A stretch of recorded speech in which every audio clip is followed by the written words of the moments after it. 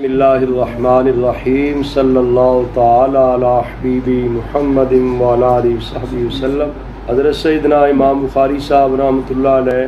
کتاب الصلاۃ میں یہ ترجمۃ الباب قائم فرمایا، باب نوم المرأۃ فی المسجد۔ چونکہ مسجد کے آداب اور احکام کے متعلقہ احادیث مبارکہ بیان کر رہے ہیں، تو اس ترجمۃ الباب میں وہ مسئلہ بیان کرنا چاہتے ہیں کہ مسجد میں عورت کا سونا۔ تو اس حوالے سے عمدۃ القاری شرح صحیح بخاری میں بھی اور دیگر شارحین حدیث نے لکھا ہے، مسجد میں مرد کا سونا، عورت کا سونا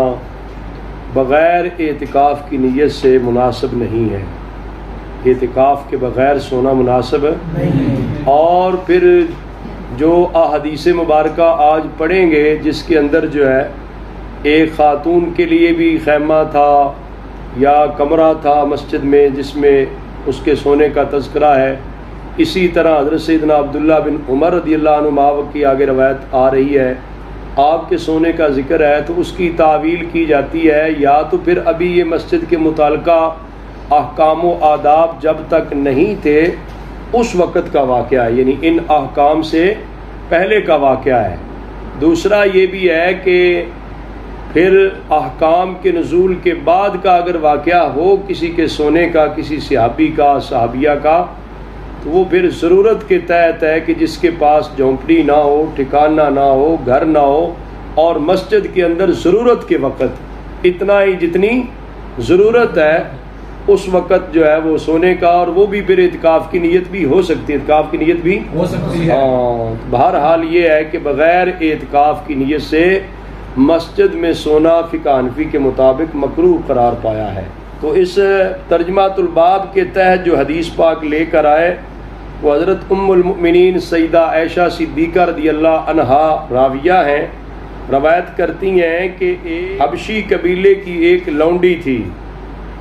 حبشی قبیلے کی ایک لونڈی تھی، فَآتَقُوهَا، ان لوگوں نے اسے آزاد کر دیا، جن کی تھی، جن کے پاس تھی، انہوں نے اس کو جن کی لونڈی تھی انہوں نے آزاد کر دیا، فَكَانَتْ مَعَهُمْ، رہتی ان کے پاس ہی تھی، رہتی۔ ایک واقعہ پیش آیا کہ ایک ان کی بچی نکلی جس پر وشاء احمر، سرخ رنگ کا چمڑے کا ایک ہار تھا جس پر موتی جڑے ہوئے تھے، موتی سے مرصع تھا۔ وہ ہار اس بچی نے پہنا ہوا تھا جن کے پاس وہ رہتی لونڈی جو آزاد ہو گئی، تو ان کی بچی تھی جس کا یہ ہار تھا، فَوَضَعَتْهُ أَوْ وَقَعَ مِنْهَا، راوی کہتے ہیں یا تو اس بچی نے کہیں وہ ہار رکھ دیا، تو یا پھر یہ ہے کہ اس سے گر گیا، ظاہر بچی تھی تو اس سے ایسے ہو گیا، یا کہیں اس نے رکھا تو یاد نہیں رہا کہاں پہ رکھا، تو یا پھر یہ ہے گر گیا۔ فمرت بحدیات وہو ملقی، وہ ہار گرا پڑا تھا تو ایک چیل وہاں سے گزری، فحسبت لحما،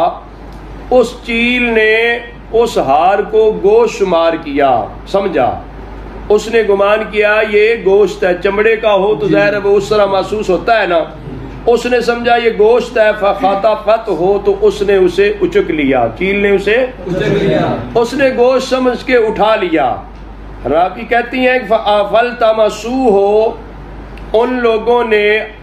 جو اپنی بچی کا جو ہار تھا وہ تلاش کیا، فَلَمْ يَجِدُوهُ، تو اسے نہ پایا۔ قالت، رہت کہتی ہیں فَاتَّهَمُونِي بِهِ، وہ جو لونڈی ہے آزاد کرتا، وہ کہتی ہے کہ ان لوگوں نے میرے اوپر تہمت لگا دی کہ ہماری بچی کا جو موتیوں سے جڑا ہوا ہار تھا وہ تو نے چرا لیا ہے، میرے اوپر چوری کا الزام لگ گیا۔ کہتی ہیں فَتَفِقُوا يُفَتِّشُونِي حَتَّى فَتَّشُوا قُبُولَهَا، ان لوگوں نے میری تلاشی لینا شروع کی، پوری تلاشی لی، یہاں تک کہ شرمگاہ تک کی تلاشی لی۔ قالت، کہتی ہے واللہ انی لقائمۃ معہم، اللہ کی قسم بے شک میں البتہ ان کے سامنے کھڑی تھی، تلاشی دے رہی تھی۔ اذ مرت بالہدیات فالقتہ، وہ چیل جو اٹھا کے لے گی ان کو تو نہیں پتا تھا کہ کون اٹھا کے لے گیا، انہوں نے تو میرے اوپر وہ کہتی ہے لونڈی میرے اوپر الزام لگایا ہوا تھا چوری کا۔ ہوا یہ کہ جب تلاشی لے رہے تھے تو اللہ تعالیٰ کی قدرت ایسی ہوئی کہ چیل نے وہ ہار وہاں پر سامنے لوگوں کے گرا دیا۔ وہ سارے لوگ دیکھ رہے تھے، میری تلاشی لے رہے تھے، اس دوران چیل نے اوپر سے وہ پھینک دیا نیچے۔ کہتی ہیں فواقع بینہم، سب کے سامنے آ کر گر پڑا، سب کے سامنے آ کے گر پڑا۔ کہتی ہیں فقلت، تو میں نے کہا ھذا الذی اتہمتمونی بہ زعمتم وانا منہ بریہ،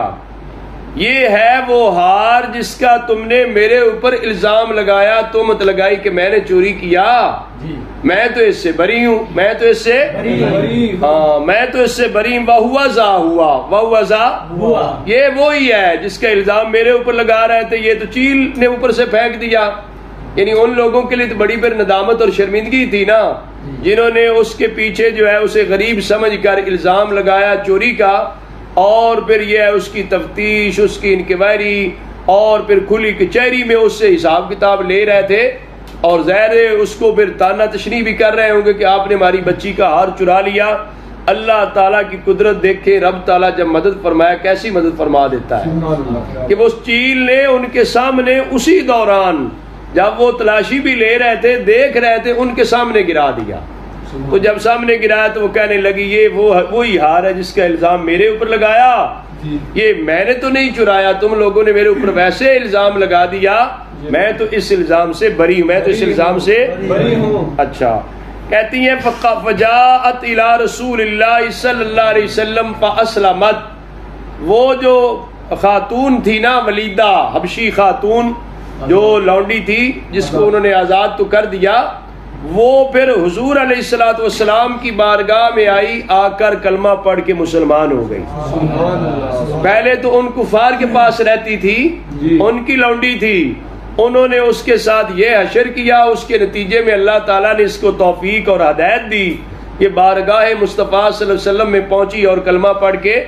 مسلمان ہو گئی۔ حضرت ام المؤمنین سیدہ عائشہ صدیقہ رضی اللہ عنہ فرماتی ہیں فکانت لہا خباء فی المسجد او حفش، یعنی یہ خباء یا حفش دونوں کا معنی خیمہ ہے، دونوں کا معنی خیمہ، یہ جھونپڑی، یہ اس خاتون کے لیے مسجد میں تھی۔ تو یہاں ترجمہ الباب بھی ہے، ترجمہ الباب تھا عورت کا مسجد میں سونا۔ بیٹا جس وقت مدینہ منورہ میں بھی اتنی رہائشیں نہیں تھی، مکانات نہیں تھے،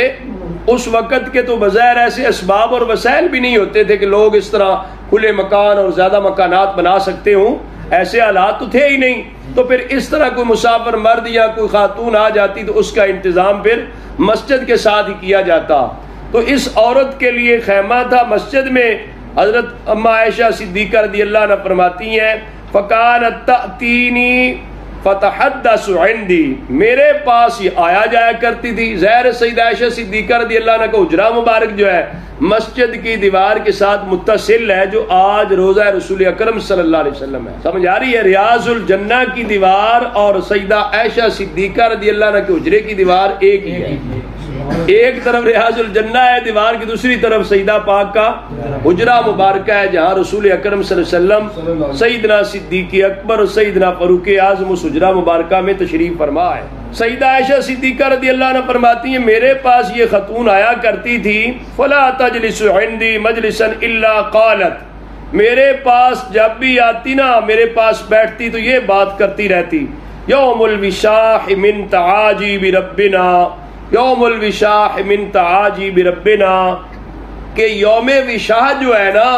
وہ میرے رب کے بڑے عجیب ترین دنوں میں سے ایک دن ہے، میرے رب کے عجیب ترین جن دنوں میں سے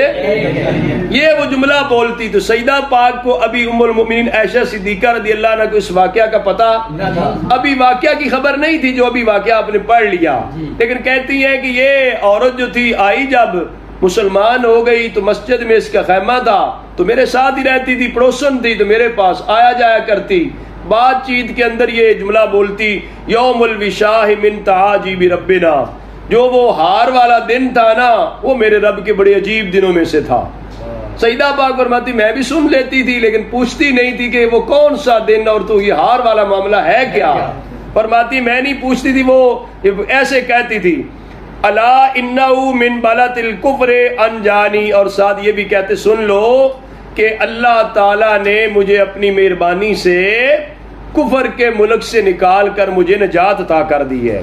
اس سے پتہ چلتا ہے شارحین حدیث نے لکھا ہے جہاں بندے کے حالات تنگ ہوں، اسلام پہ عمل کرنا مشکل ہو، اس کو چاہیے کسی دوسری جگہ چلا جائے. سمجھ آ رہی ہے؟ اللہ تعالیٰ کی جو زمین ہے کہ وہ تنگ تو نہیں ہے نا، وہ تو بڑی وسیع ہے. ایک جگہ پہ بندہ دین کا کام نہیں کر پا رہا، کوئی مشکلات آ گئی، کوئی دقت آ گئی ہے، اس کا کوئی حل نہیں ہے، تو بجائے اس کے کہ ادھر ہی ویسے دیوار کے ساتھ ٹکرے مارنے کی بجائے بندے کو چاہیے کہ کوئی ایسا حکیمانہ فیصلہ کر کے اس کا حل نکالے، کسی اور جگہ پہ سیٹل ہو جائے. جگہ بدلنے کے ساتھ بھی بندے کو کئی بار بڑی برکت مل جاتی ہے، نظام چلانا آسان ہو جاتا ہے. تو یہ بلدہ کفر سے اس عورت کے نکلنے کا وہ واقعہ سبب بھی بنا جس کے نتیجے میں اللہ تعالیٰ نے اسلام کی دولت سے بھی اسے مالا مال کر دیا. سیدہ عائشہ صدیقہ رضی اللہ عنہ فرماتی ہیں فقلت لها، میں نے اسے ایک دن یہ کہا اس خاتون کو، ما شأنک لا تقعدین معی مقعدا الا قلت ھذا، کیا معاملہ ہے تیرا، تو جب بھی میرے پاس آتی ہیں بیٹھتی ہیں تو کہتی ہے یوم الوشاء من تعاجیب ربنا، کہ جو وشاہ کا دن ہے نا، وہ موتیوں والے ہار والا دن جو ہے وہ بڑے ہی عجیب ہے، میرے رب کے دنوں میں سے بڑا عجیب ہے، بڑے عجیب ترین بات ہے. وہ کہتی حضرت سیدہ پاک نے فرمایا میں نے اس سے پوچھا یہ کیا تو بات کرتی ہے، جب بھی آتی ہے تو یہ بات قلت ھذا، یہ بات کرتی ہیں. سیدہ پاک فرماتی ہے حدثتنی بہذا الحدیث، یہ حدیث پاک جو بھی آپ نے پڑھ لی ہے نا، یہ حدیث پاک پھر اس خاتون نے مجھے سنائی کہ میرے ساتھ یہ واقعہ پیش آیا، میرے ساتھ یہ واقعہ ہاں. تو واقعہ تانی یہ واقعہ جو ہے بڑا عجیب ہے نا، اور اللہ تعالیٰ کی قدرتوں میں سے قدرت بھی ہے کہ ایک بندے پر الزام لگا ہو اور پھر امیروں کی طرف سے ہو، غریب آدمی ہو، اس کو گھیرے میں لیا ہو، اس کی تلاشی اور اس کو ذلیل کرنا چاہ رہے ہوں اور اس کو تان و تشنیع کر رہے ہوں. اس حال میں اللہ تعالیٰ کی طرف سے اگر اوپر سے وہ چیز گر پڑے اور لوگوں کے سامنے چیل نے گرائی، سامنے دیکھ بھی لی وہ چیل گرا رہی ہے اور سامنے گرا ہے، گر پڑے تو اس کا ظاہر ہے وہ اس بندے کے لیے تو بہت بڑی مسرت اور خوشی بھی ہے کہ اللہ تعالیٰ نے میری عزت بچا لی ہے، ورنہ تو یہ اگر معاملہ نہ ہوتا تو میرے ساتھ نہ جانے وہ کیا کرتے. تو یہ اللہ تعالیٰ کی قدرتوں میں سے ایک قدرت کا شاہکار واقعہ بھی ہے. اور اس کے ساتھ ساتھ جو ترجمہ الباب تھا وہ پھر یہ بھی ہے کہ اس کے اندر جو عورت کا مسجد میں خیمہ بنایا گیا تھا، وہ میں نے کہا جس کے لیے کوئی رہن سہن کا انتظام نہ ہوتا، بندوبست نہ ہوتا، تو ان حالات میں اس زمانے میں ایسا کر دیا جاتا تھا تو وہ بھی بطور اعتکاف مسجد میں ٹھہر سکتے تھے. سمجھ آ رہی ہے؟ تو یہ ضرورت کے تحت ہے، بغیر ضرورت کے ایسے نہیں، بغیر ضرورت کے ایسے نہیں ہے.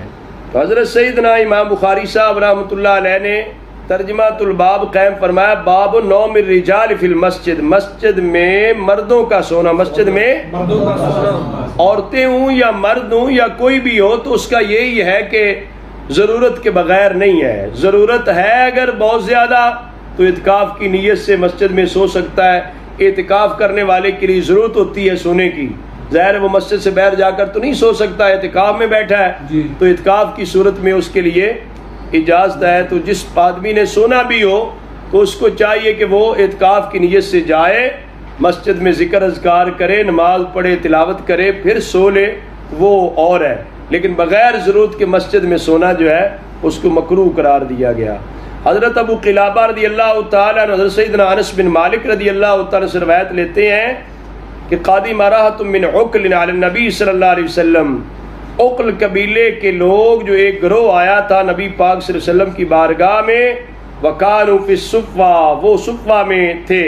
حضرت عبد الرحمن بن ابی بکر رضی اللہ تعالیٰ عنہما فرماتے ہیں کان اصحاب الصفہ الفقراء،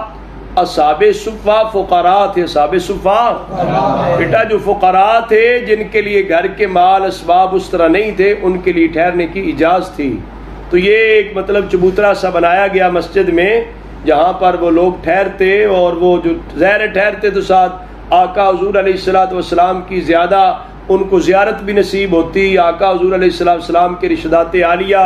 فرمان مصطفیٰ صلی اللہ علیہ وسلم بھی سنتے. تو وہ طلباء کرام تھے، فقراء تھے اور طلباء کرام بھی تھے۔ ان کے جو ہے آگے مانیٹر میں وہ حضرت سیدنا ابو ہریرہ رضی اللہ تعالیٰ کا نام مبارک آتا ہے کہ انہوں نے زیادہ ٹائم دیا علم حدیث شریف کے لیے، نبی پاک صلی اللہ علیہ وسلم سے براہ راست قرآن و سنت کا علم حاصل کرنے کا ان کو موقع ملا، تو وہ فقراء لوگ تھے۔ اور اس سے میں سمجھتا ہوں کہ جو اصحاب صفہ کے جانشین ہیں طلباء دینیہ، ان کو بھی پھر چاہیے کہ طلب علم کے اندر اپنی جد و جہد جو ہے مخلصانہ اس قدر رکھیں کہ اس کے اندر کوئی مشکلات آئیں تو ان کو برداشت کریں۔ اور پھر یہ ہے کہ طالب علمی دور کے اندر مال اسباب جمع کرنے کی فکر نہ کریں، دنیا کے معاملات میں کاروبار میں نہ پڑیں، جس طرح آج کل دینی مدارس کے طلباء یا کچھ لوگ جو ہیں وہ online system Quran academy بن گئی اور باقی کچھ لوگوں کی اور اس طرح کی مصروفیات بن جاتی ہیں، یا مختلف ٹیوشنوں کے نظام چل جاتے ہیں، اس میں بندے کا بہت بڑا نقصان بھی ہوتا ہے۔ تو بغیر ضرورت کے اس طرح کے کسی کام کی طرف توجہ نہیں دینی چاہیے۔ جو نبی پاک صلی اللہ علیہ وآلہ وسلم کی صفہ درسگاہ کے معتبر، مستند اور محترم طلباء کرام تھے، ان کی شان یہ تھی کہ وہ تھوڑے پہ گزارا کر کے جو ہے وہ وہاں پہ دین پڑھتے اور دین سیکھتے تھے۔ تو یہ کام بڑا مبارک کام ہے، اور ایک لحاظ سے پوری قوم کی طرف سے یہ ایک کفارہ جو ہے نا، کفارے کے طور پہ کیا جاتا ہے کہ ماہر مستند علماء تیار ہوتے ہیں، تو ان کی تیاری کے لیے ملک و ملت کو بھی چاہیے تعاون کرے، اور حکومتوں کو بھی چاہیے کہ جو دینی مدارس کے طلباء ہیں ان کی اسکالرشپ کا انتظام کریں، ان کی ضروریات کا انتظام کریں، تاکہ وہ اچھے طریقے کے ساتھ جو ہے فکر معاش سے بچ کر وہ سارا فوکس جو ہے وہ اپنی تعلیم پر رکھیں، اور دین کو محنت کے ساتھ پڑھنا چاہیے۔ اگر حکومتیں یا انتظامیہ یا ایسا ماحول دستیاب نہیں بھی ہوتا، تو پھر بھی آج کا یہ جو لفظ ہے کہ کان اصحاب الصفہ الفقراء، الفقراء کے لفظ سے پتہ چلتا ہے کہ اصحاب صفہ اگر فقراء تھے تو ہمیں بھی فقراء ہونے میں کوئی آر نہیں ہونی چاہیے، اور سمجھنا چاہیے ہم کتنا بڑا کام کر رہے ہیں۔ ہم دین پڑھ رہے ہیں اور بڑے ہو کے دین کے راہ پر رہنما بنیں گے، لہذا اپنی طبیعت ایسی بنا لینی چاہیے کہ تھوڑے کے ساتھ گزارا کرنا سیکھنا چاہیے، اور حلم اور حوصلہ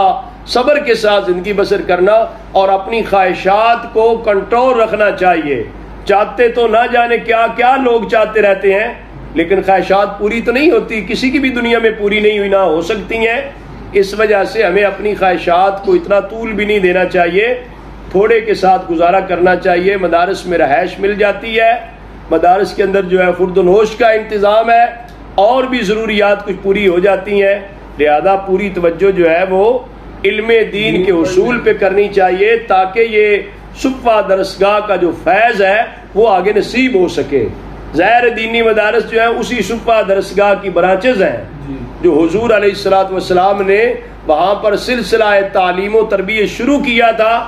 وہی آگے جو ہے دینی مدارس و جامعات میں جاری و ساری ہے۔ اللہ تعالیٰ یہ جامعہ اسلام آباد کی خدمت کو بھی قبول فرمائے، اور ہمیں یہ حوصلہ دے کہ ہم زندگی بھر دین اسلام کے لیے تھوڑے کے ساتھ صبر کر کے اپنی خواہشات کو کنٹرول کر کے ہم دین اسلام پڑھ بھی سکیں اور پڑھا بھی سکیں۔ اس ترجمہ الباب کے تحت حضرت سیدنا عبداللہ بن عمر رضی اللہ عنہما، امیر المؤمنین سیدنا فاروق اعظم رضی اللہ تعالیٰ کے لخت جگر ہیں، ان کی یہ روایت ہے کہ انہ کان ینام وهو شاب اعزب لا اہل لا فی مسجد النبی صلی اللہ علیہ وسلم۔ حضرت سیدنا عبداللہ بن عمر رضی اللہ عنہما نوجوان تھے، اعزب غیر متزوج، غیر متزوج کیا ہوتا ہے؟ غیر شادی شدہ، لا اہل لا ابھی بیوی بچے نہیں تھے، اس طرح نوجوان تھے، کموارے تھے، تو اس وقت سو جایا کرتے تھے فی مسجد النبی صلی اللہ علیہ وآلہ وسلم، مسجد نبوی شریف میں۔ تو سرکار دو عالم صلی اللہ علیہ وآلہ وسلم کی مسجد نبوی میں حضرت عبداللہ بن عمر رضی اللہ عنہ کا سونا، اس سے کوئی یہ دلیل بنائے کہ بغیر ضرورت کے سونا تو وہ ٹھیک نہیں ہے۔ جو حدود و قیود شریعت والوں نے، اہل علم نے بیان کی ہیں، اس کے اندر یہی ہے کہ بندے کا ٹھکانہ کوئی نہ ہو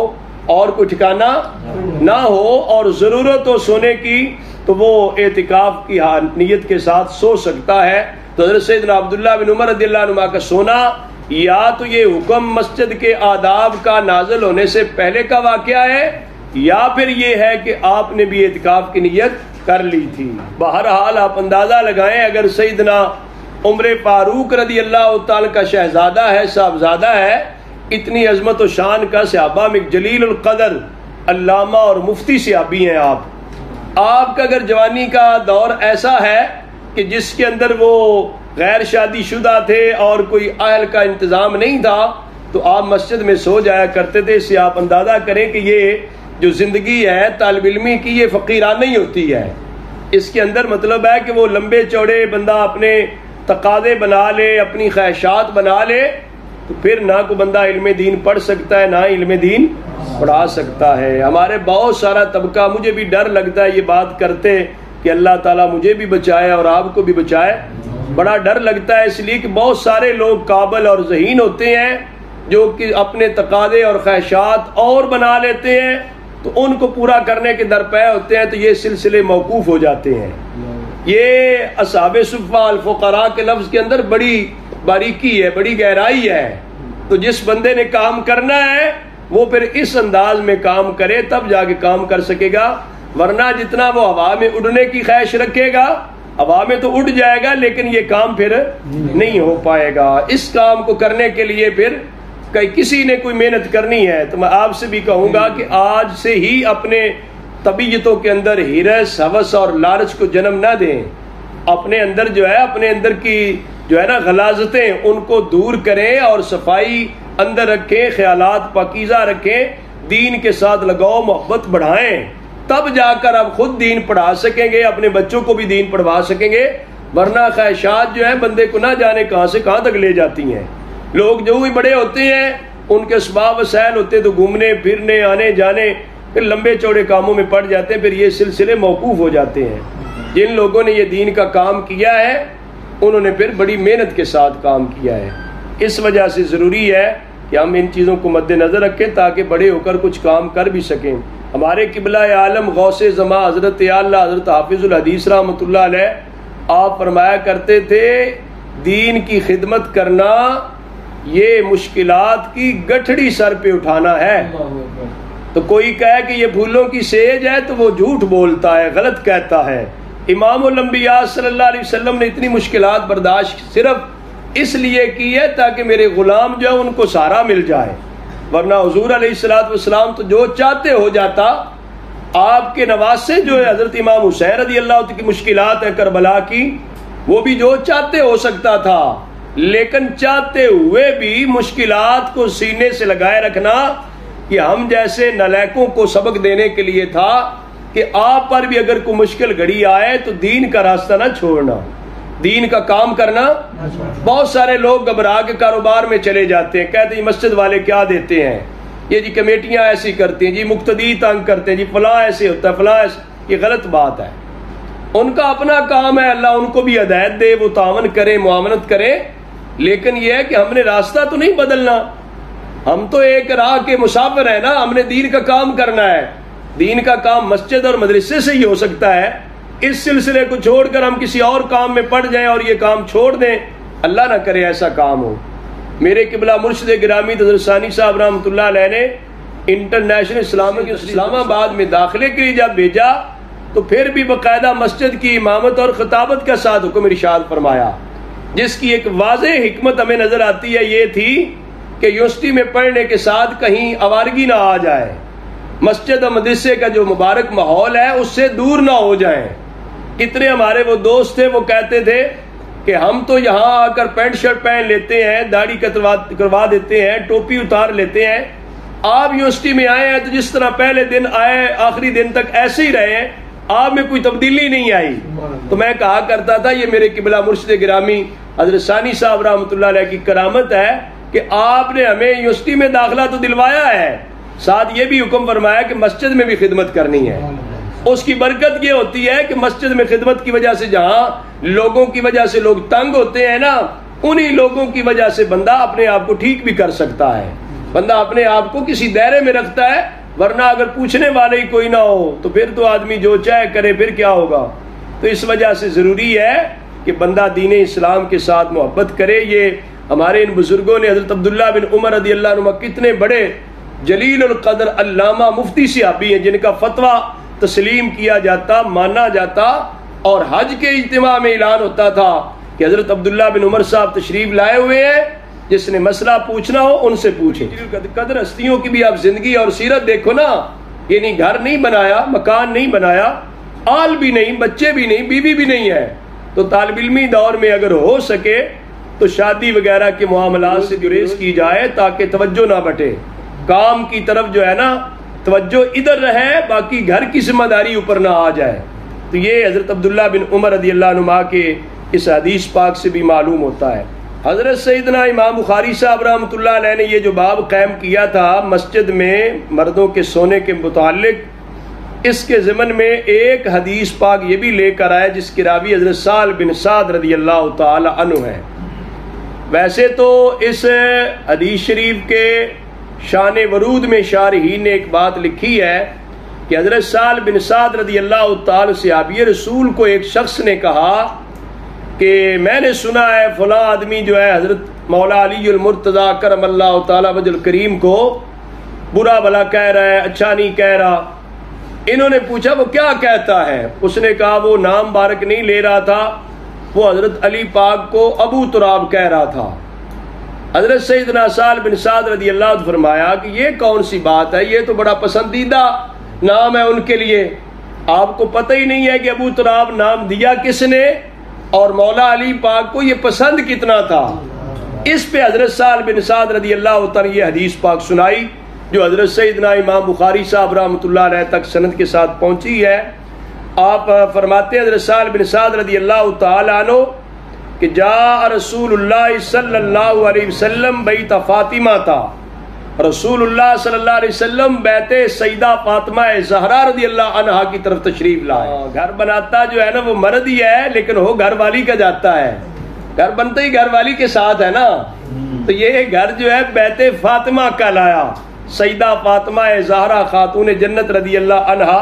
آپ کا رتبہ اور مقام بڑا بلند و بالا ہے، نبی پاک صلی اللہ علیہ وسلم کی تمام صاحبزادیاں ہر لحاظ سے قابل احترام ہے، قابل عظمت و شان ہے، لیکن جو رتبہ مقام اللہ تعالیٰ نے حضرت سیدہ طیبہ طاہرہ خاتون جنت سیدہ نساء اہل الجنہ سیدہ نساء العالمین کو عطا فرمایا ہے، وہ مرتبہ مقام حضور کی آل پاک میں اور کسی کو بھی بہت اونچا رتبہ اور مقام عطا فرمایا گیا۔ اور حضرت سیدنا مولا علی المرتضیٰ کرم اللہ تعالی وجہ الکریم کی اپنی عظمت و شان اپنی جگہ پہ بڑی اونچی شان ہے ان کی۔ سیدہ فاطمہ زہرا رضی اللہ عنہا کا عقد نکاح میں آنے کی وجہ سے جو ان کی شان کو چار چاند لگے ہیں نا وہ ایک الگ ہے۔ یہ سیدہ پاک کا مقام ہے کہ حضرت مولا علی المرتضیٰ رضی اللہ اپنی شان رکھتے ہیں، فضائل و کمالات رکھتے ہیں، بڑے بلند و بالا شہنشاہ ولایت ہیں، حضور کی نسل پاک کی اصل قرار پاتے ہیں مولا علی پاک۔ حضرت حکیم الامت مفتی احمد یاخر نیمی صاحب رحمۃ اللہ علیہ نے بڑی پتہ کی بات کہی ہے کہ مولا علی پاک کیا ہے، حضور علیہ الصلوۃ والسلام کی نسل پاک کی اصل بنتے ہیں۔ حضور کی نسل پاک جو ہے حضرت سیدہ طیبہ طاہرہ خاتون جنت فاطمہ زہرا رضی اللہ عنہ سے چلی ہے نا، تو اس کی اصل مولا علی پاک قرار پا رہے ہیں، بڑا اونچا رتبے اور مقام کے ہیں، اور ان کے رتبے اور مقام میں سیدہ خاتون جنت کا عقد نکاح میں آ جانا، اس سے حضرت شیر خدا کے رتبے اور مقام کے اندر بہت بڑا اضافہ اور برکت ہوئی ہے، بہت بڑی شان ملی ہے۔ تو حضور علیہ الصلوۃ والسلام سیدہ پاک کے پاس آئے، سیدہ خاتون جنت رضی اللہ عنہ اپنی لخت جگر نور نظر جن کو حضور علیہ الصلوۃ والسلام نے اپنا جگر کا ٹکڑا قرار دیا، فرمایا جس نے اس کو راضی رکھا اس نے مجھے راضی رکھا، جس نے اسے ناراض کیا اس نے مجھے ناراض کیا۔ اس قدر حضور علیہ الصلوۃ والسلام نے اپنا قرب اور اپنی محبت کا اظہار کیا۔ فلم یجد علی فی البیت، حضور علیہ الصلوۃ والسلام تشریف لائے تو مولا علی پاک رضی اللہ تعالی گھر میں نہیں تھے۔ نبی پاک صلی اللہ علیہ وآلہ وسلم نے پوچھا این ابن عمک، سیدہ فاطمہ زہرا رضی اللہ عنہ سے پوچھا تیرے ابن عم کہاں ہیں؟ ابن عم ویسے کزن کو بولتے ہیں، چچا زاد کو بولتے ہیں، اب حضرت مولا علی پاک رضی اللہ تعالیٰ عنہ حضور علیہ السلام کے چچا زاد بنتے ہیں، سیدہ خاتون جنت فاطمہ زہرا رضی اللہ عنہ کے تو نہیں بنتے، لیکن عرب کے ماحول میں بھی اور کچھ ہمارے ماحول کے اندر بھی دیکھا جاتا ہے چچا کا بیٹا، ادھر تو وہ پہاڑی علاقے میں شاید دد پوترا بول دیتے ہیں یا اس طرح کا کوئی لفظ بولا جاتا ہے، لیکن یہ ہے کہ یہ ایک محبت کے لیے لفظ بولا جاتا ہے، جو بڑا ہوتا ہے اس کے لیے یہ کہہ دیتے تیرا ابن عم تیرا چچا زاد کہاں ہے۔ تو حضور علیہ السلام کو خبر تھی، پتا تھا کہ آج ان دونوں کے درمیان کوئی معاملہ بنا ہوا ہے، کوئی بات بنی ہوئی ہے، اس وجہ سے سجدہ کو مانوس کرنے کے لیے ایسا لفظ بولا نا جس کی وجہ سے سجدہ کے دل میں مولا علی پاک کا انس اور بڑھ جائے۔ میاں بیوی کے درمیان ایک مسئلہ بن سکتا ہے نا، آپس میں بات چیت ہو سکتی ہے، معاملات ہو سکتے ہیں، ایک بشری تقاضا ہے فطرتی طور پر۔ اس کے پیش نظر حضور جانتے تھے کہ علی المرتضیٰ اور سیدہ فاطمہ زہرا رضی اللہ عنہما کے درمیان کو معاملہ درپیش ہے، اس کے حل کے لیے حضور تشریف لائے تھے۔ تو آپ نے سیدہ سے پوچھا کہاں ہے، این ابن عم کے، تیرا ابن عم کہاں ہے، یہ نہیں کہا کہ تیرا زوج کہاں ہے، سمجھ آ رہی ہے؟ یہ حضور علیہ السلام نے وہ لفظ بولا جو عرب کے ماحول میں قدرے انس کے لیے، پیار کے لیے، قرب اور محبت کے لیے بولا جاتا تھا نا۔ آج بھی جو لوگ کہتے ہیں یہ چچا زاد ہے، یہ کزن ہے، اس کے ساتھ اپنائیت تو بنتی ہے نا، اپنائیت حضور شو کرنا چاہتے تھے سیدہ پاک کے سامنے۔ حضرت سیدہ طیبہ طاہرہ خاتون جنت رضی اللہ عنہا نے جواب دیا، کان بینی و بینہ شیء فغاضبنی، میرا ان کے ساتھ کو معاملہ ہوا ہے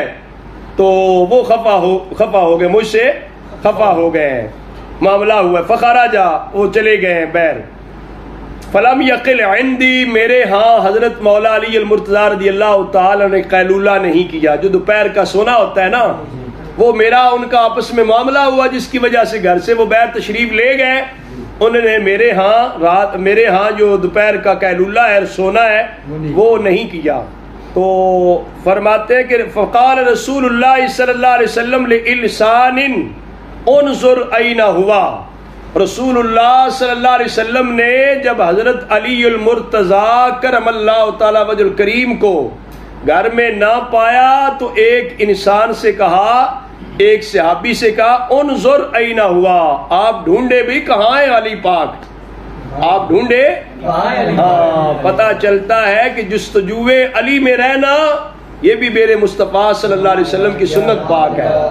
حضرت علی کی محبت میں رہنا، حضرت علی کی جستجو میں رہنا۔ حضور نے فرمایا انظر این ہوا، ایک شخص سے کہا ڈھونڈو کہاں ہے علی، اور خود حضور علیہ السلام اللہ اکبر امام الانبیاء، تاجدار کائنات ہیں، تاجدار ختم نبوت صلی اللہ علیہ وسلم، اتنی بڑی شان کے مالک ہیں، حضور خود بھی تشریف لے گئے۔ فجاء رسول اللہ صلی اللہ علیہ وآلہ وسلم، بھی جو ہے وہ شخص آیا خبر لے کر، اس نے آ کر کہا یا رسول اللہ ہوا فی المسجد راقد، اس نے ڈھونڈ کر آ کر عرض کیا کہ حضور علی المرتضیٰ رضی اللہ تعالیٰ عنہ تو مسجد میں سوئے ہوئے ہیں۔ فجاء رسول اللہ صلی اللہ علیہ وسلم وہو مضطجع قد سقط رداؤہ عن شقہ واصابہ تراب، رسول اللہ صلی اللہ علیہ وآلہ وسلم آئے اس حال میں کہ حضرت علی المرتضیٰ رضی اللہ تعالیٰ عنہ لیٹے ہوئے تھے، ان کے ایک پہلو سے چادر ہٹی ہوئی تھی اور ان کے جسم مبارک کے ساتھ مٹی لگی ہوئی تھی، اصابہ تراب، ان کے جسم مبارک کے ساتھ مٹی لگی ہوئی تھی۔ قربان جاؤں مولا علی پاک کی شان پر۔ فجعل رسول اللہ صلی اللہ علیہ وسلم یمسحہ عنہ،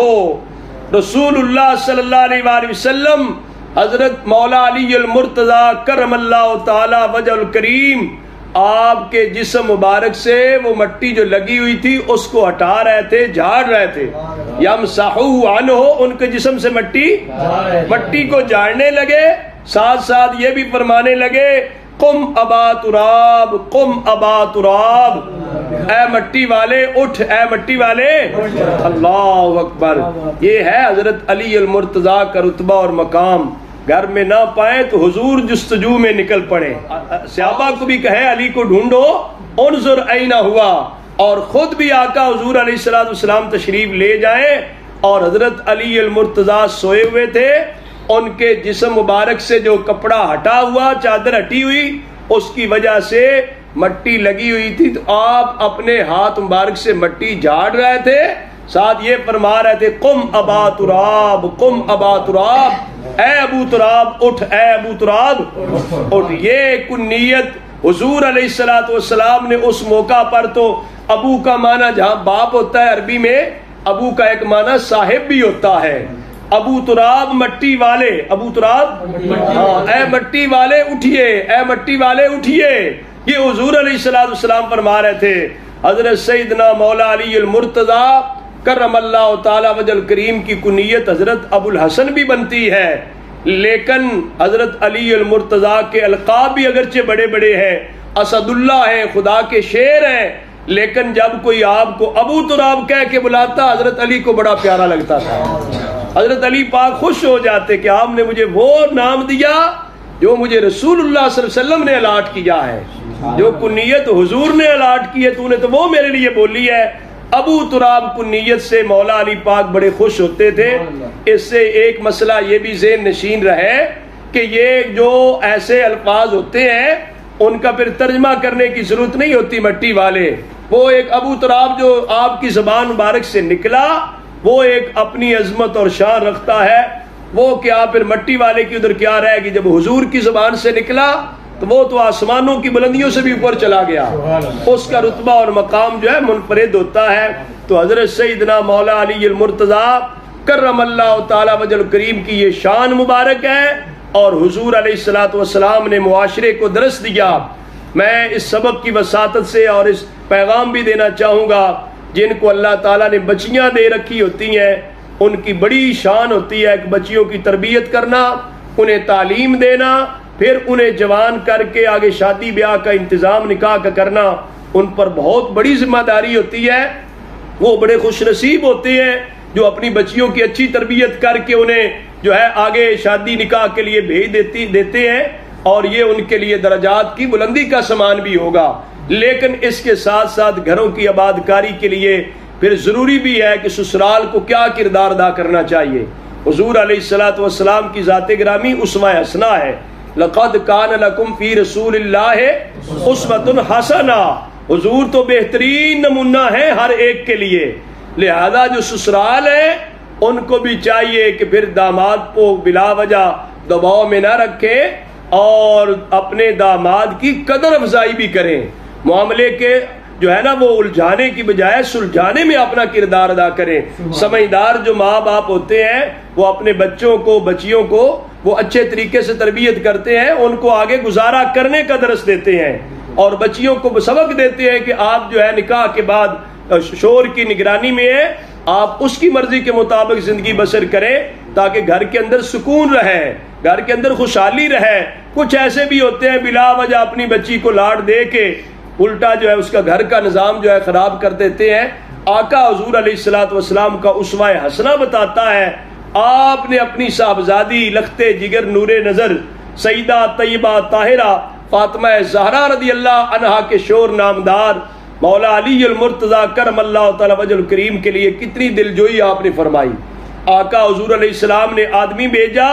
پھر خود تشریف لے گئے، پھر اپنے ہاتھ مبارک سے مٹی جاڑی، پھر پیار سے ابو تراب کہا۔ یہ سارا معاملہ حضور علیہ السلام کا کرنا ہمیں درس دیتا ہے کہ جن کی بچیاں ہوں ان کو چاہیے کہ شادیوں کے بعد پھر جو داماد بنتے ہیں ان کی بھی قدر کریں، ان کا بھی لحاظ رکھیں تاکہ بچیوں کے گھر کے اندر سکون رہے۔ تو یہ سرکار دو عالم صلی اللہ علیہ وسلم کی سیرت طیبہ بھی ہے،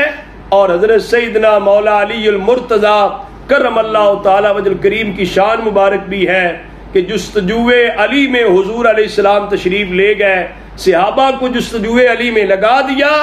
اور دنیا کو بتا دیا کہ اگر مولا علی المرتضیٰ رضی اللہ تعالی کو مسئلہ بن جائے تو اس کے حل کے لیے امام الانبیاء صلی اللہ علیہ وسلم تشریف لے جاتے ہیں۔ تو یہ سرکار دو عالم صلی اللہ علیہ وآلہ وسلم کا اسوہ حسنہ ہم سب کے لیے یہ جو ہے مشعل راہ ہے۔ بہت ساری باتیں اور بھی اس حدیث پاک میں موجود ہیں، اور کنیت کے حوالے سے بھی میں نے بتا دیا باقی جو ترجمۃ الباب کے ساتھ جو حصہ بنتا ہے اس حدیث پاک کا وہ مسجد میں سونے کے متعلق ہے. تو پہلے میں نے کہہ دیا کہ ضرورت کے تحت آدمی اعتکاف کی نیت سے مسجد میں سو سکتا ہے. تو حضرت سیدنا مولا علی المرتضیٰ کرم اللہ تعالی وجہ الکریم بنیت اعتکاف مسجد میں سوئے ہوئے ہوں گے. سمجھ آ رہی ہے؟ لہذا اس پر کوئی کسی قسم کا مسئلہ نہیں ہے. حضرت سیدنا امام بخاری صاحب رحمۃ اللہ علیہ نے اسی ترجمۃ الباب کے تحت جو تیسری حدیث پاک ذکر کی ہے اس کے آخری راوی حضرت سیدنا ابو ہریرہ رضی اللہ تعالی عنہ ہیں. آپ فرماتے ہیں لقد رأیت 70 من اصحاب الصفہ، فرماتے ہیں میں نے 70 اصحاب صفہ ایسے دیکھے ہیں ما منہم رجل علی رداء اما ازار و اما کساء. فرماتے ہیں میں نے 70 جو ہے نا ایسے اصحاب صفہ دیکھے ہیں جن میں سے کیا تھا، کسی کے پاس چادر ہوتی، کسی کے پاس تہبند ہوتا، کسی کے پاس کمبل ہوتا. چادر ہوتی تو تہبند کوئی نہیں، تہبند ہے تو چادر کوئی نہیں ہے، ایک ہی چیز ہوتی تھی ان کے پاس. وہ کرتے پھر کیا تھے، قد ربطوا فی اعناقہم، وہ جو چادر یا تہبند ہوتا اسے لپیٹ کر اپنی گردنوں پر باندھ لیتے، جس طرح چھوٹے بچے کو تولیے کے ساتھ باندھا جائے نا. آپ دیکھتے ہیں نا مخالف سمت میں اس طرح لے جا کے باندھا جاتا ہے تاکہ سترے عورت ڈھپ جائے اور جو ہے نا اس کو پردے کے لیے. تو صحابہ کرام رضوان اللہ علیہ مجمعین کی یہ حالت تھی کہ ایک چیز ہوتی چادر ہے اصحاب صفہ میں سے، تو یا پھر ان کے پاس تہبند ہے یا کسی کے پاس کمبل ہے، تو وہ ان کے گردنوں پر جو ہے باندھا ہوتا تھا. فمنہا ما یبلغ نصف الساقین، کسی کی وہ چادر جو ہے نا نصف پنڈلیوں تک پہنچی ہوتی. ومنہا ما یبلغ الکعبین، تو کسی کی ٹخنوں تک پہنچی ہوتی. فیجمعہ بیدہ کراہیت ان ترا عورتہ، ایک ہی چادر میں لپٹے ہوتے تو اپنے ہاتھ کے ساتھ چادر کو پکڑا ہوتا تھا اس ڈر سے کہ کہیں سترے عورت نہ کھل جائے.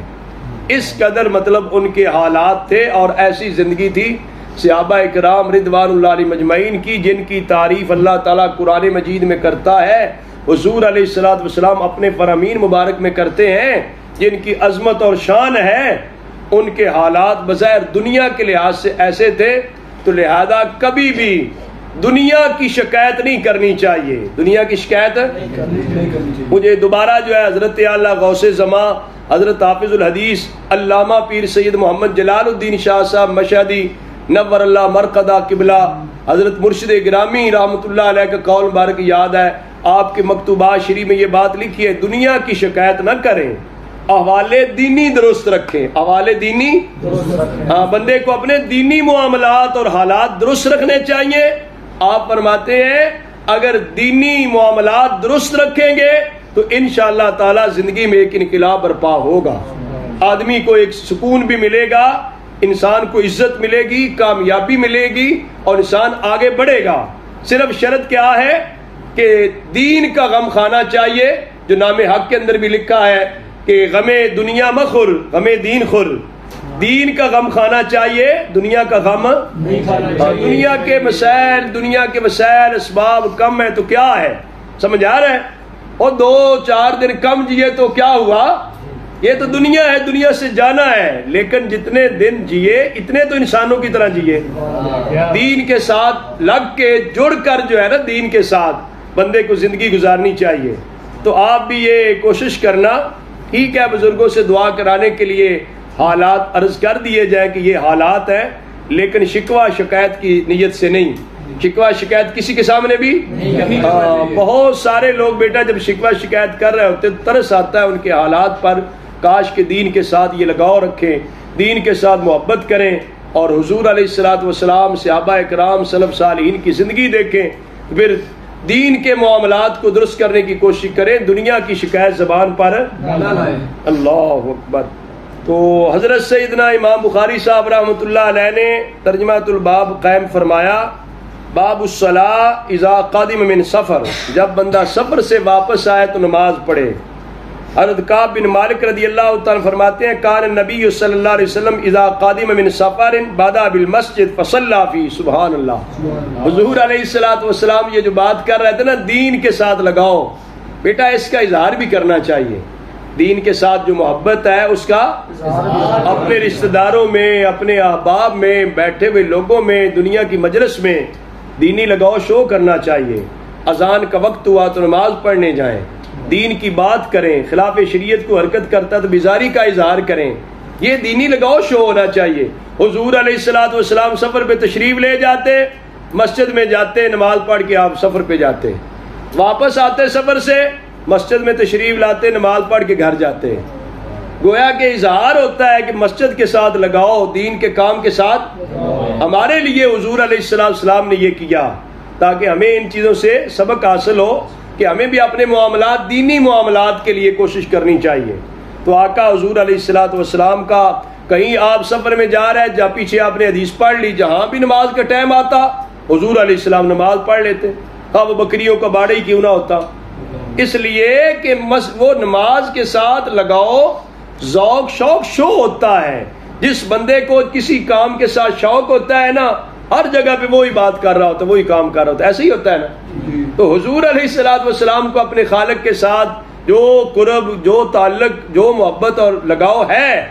اس کا پھر تقاضا بھی یہی تھا، اور حضور علیہ السلام ہمارے لیے اسوہ حسنہ بھی بن کر آئے۔ ہمیں بھی سبق دینا مقصود تھا کہ آپ جو ہے زندگی میں جس حال میں بھی ہوں، سفر میں، حضر میں، کہیں بھی ہوں، آپ کو چاہیے جب نماز کا وقت آ جائے اللہ کے حضور سر مسجود ہو جائے۔ یہ سرکار دو عالم صلی اللہ علیہ وسلم کی زندگی مبارک ہے۔ آپ جب سفر سے آتے، اذا قادم من سفر بادأ بالمسجد فصلی فی، مسجد میں تشریف لاتے اور نماز ادا فرماتے۔ اس ترجمہ الباب کے تحت حضرت سیدنا جابر بن عبداللہ انصاری رضی اللہ تعالیٰ کی روایت ہے، وہ فرماتے ہیں میں نبی پاک صلی اللہ علیہ وسلم کی بارگاہ میں آیا، وہو فی المسجد، حضور مسجد میں تھے، حضور اللہ اکبر۔ جو آج ہمارے لوگ حضور کے وارث بننے کے دعوے دار بھی ہوں تو مسجد کی طرف نہ آئیں، مسجد کے ساتھ اپنا معاملہ نہ رکھیں، نہ مسجد بنائیں، نہ مسجد کو آباد کریں، نہ نماز پڑھیں، نہ پڑھائیں، نہ جمعہ پڑھیں تو پھر کیا ہے؟ سمجھ آ رہی ہے؟ وہ مسجد کے حضور مسجد میں تھے، میں آیا حضور کے پاس، حضور مسجد میں تھے۔ مصر راوی کہتے ہیں میرا خیال تو یہ کہا کہ دحن کا وقت تھا، چاش کا، تو نبی پاک صلی اللہ علیہ وسلم نے فرمایا صلی رکعتین، 2 رکعتیں پڑھ لے، 2 رکعتیں۔ یہ بھی حضور علیہ السلام آداب مسجد میں مسجد کے آداب سکھا دیتے، جو آتا کیا کرے 2 رکعتیں پڑھ لے۔ 2 رکعتیں پڑھنے سے جو حق مسجد ہے وہ ادا ہو جاتا ہے۔ اگر ٹائم ہو نماز پڑھنے کا تو 2 رکعتیں پڑھ لینی چاہیے، قرات کا وقت نہ ہو، مکروہ وقت، ہاں اگر مکروہ وقت ہے نماز نہیں پڑھ سکتے کوئی ذکر اذکار کر لینا چاہیے، اس کے ساتھ حق مسجد ادا ہو جاتا ہے۔ تو حضرت سیدنا جابر رضی اللہ عنہ فرماتے ہیں وَكَانَ لِي عَلَيْهِ دَيْنٌ، میرا حضور علیہ السلام پر کچھ قرض تھا، فقدانی، وہ قرض بھی حضور نے مجھے دیا، وزادنی، اور اضافہ کر کے بھی دیا۔ کچھ قرض تھا میرا حضور علیہ السلام پر، میں آیا حضور علیہ السلام مسجد میں تھے تو وہ بھی مجھے پورا دے دیا اور اضافہ بھی دیا۔ یہاں پر ایک مسئلہ بھی سمجھ لیں، جو قرض ہے بیٹا، دینے والا قرض جو ہے وہ اضافے کی شرط نہ لگائے، وہ اضافے کی شرط ہے، لیکن جس نے قرض لیا جب وہ قرض واپس کرے تو اس کا قرض واپس کر کے اس کو اضافہ اگر دینا چاہتا ہے تو دے سکتا ہے، وہ اس کی طرف سے مہربانی ہے، اضافے دینا چاہتا ہے تو،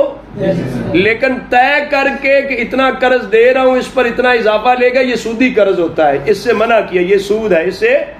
ہاں وہ قرض جو جس کے ساتھ اضافہ آئے وہ سود ہے، وہ کیا ہے؟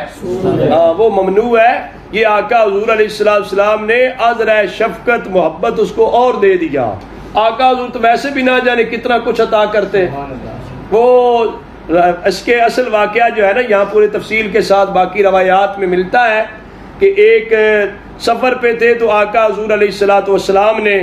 جو ہے نا حضرت جابر سے کہا، تو حضرت جابر نے اپنا عذر پیش کیا ہوا تھا کہ میرے پاس تو سواری کا اس طرح کا انتظام نہیں ہے،